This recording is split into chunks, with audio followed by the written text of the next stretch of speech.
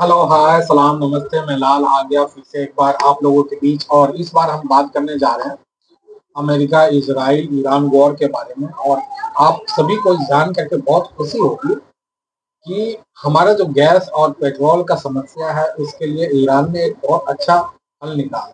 एक ऐसा master stroke चला है ईरान में जो अमेरिका को फाइनेंशियली बहुत नुकसान पहुंचा। ये वॉर का सबसे बेहतरीन हथियार मैं मानता हूं।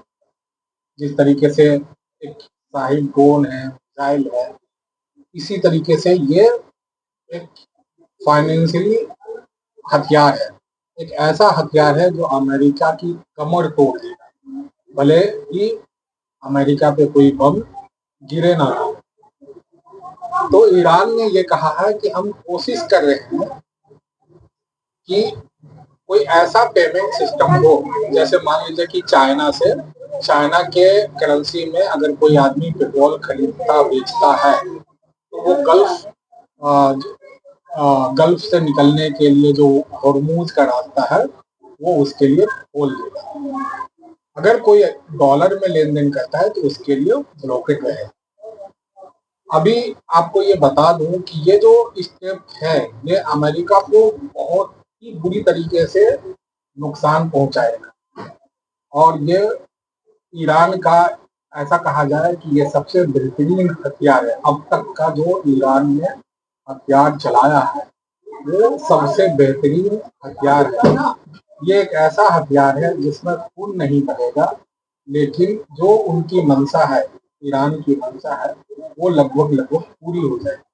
पूरी दुनिया से डॉलर की जो दादागिरी है वो लगभग लगभग खत्म हो जाएगी। ऐसे में आप लोगों को एक चीज बता दूं कि मैं ठीक से नहीं याद कर पा रहा हूँ, लेकिन 2012-13 या 14 के आसपास एक नया पेमेंट सिस्टम इंट्रोड्यूस हुआ था दुनिया के सामने, जिसे हम ब्रिक्स कहते हैं।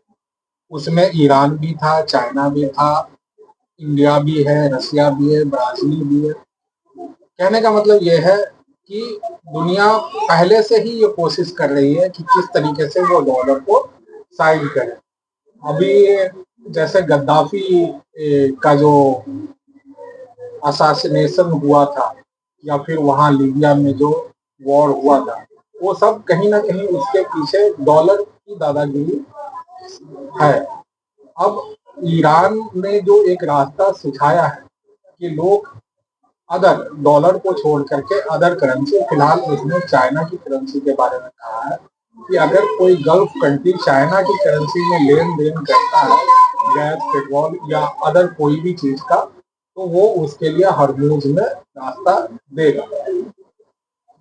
अब ऐसे टाइम पे जो सैंक्शन लगाता है अमेरिका, तो दुनिया ये कहेगी कि अगर आप सैंक्शन लगाते हो तो हमें हरमूज से पास कराओ, या फिर हमें इजाजत दो कि हम अपनी जरूरत का सामान खरीद सकें। और ऐसे मौके पे अमेरिका किसी को भी नहीं रोक पाएगा।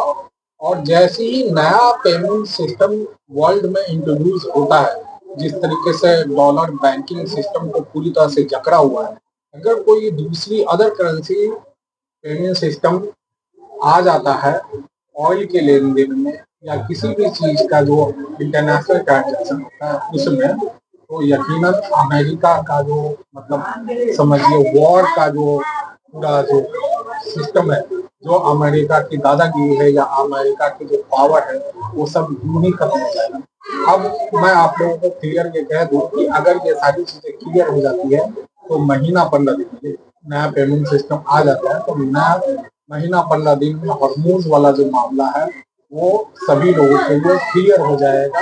सिर्फ उनके लिए दिक्कत होगा जो अमेरिका के करीब है, जो डॉलर में लेन देन करते हैं।